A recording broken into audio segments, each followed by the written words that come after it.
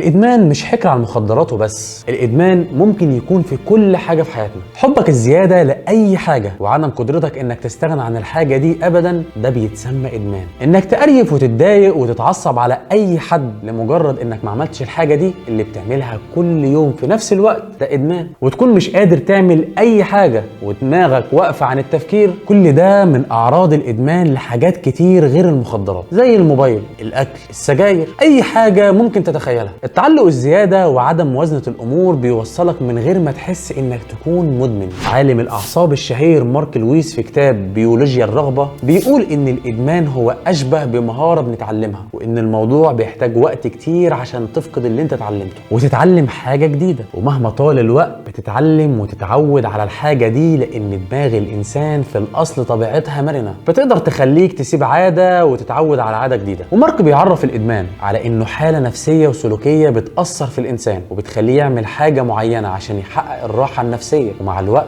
بيعتاد بشكل مرضي على سلوك معين او ماده مخدره، وبالتالي بيكون تحت تاثيرها في كل سلوكيات حياته اليوميه، وبعد كده طبعا ما بيقدرش يتخلى عنها.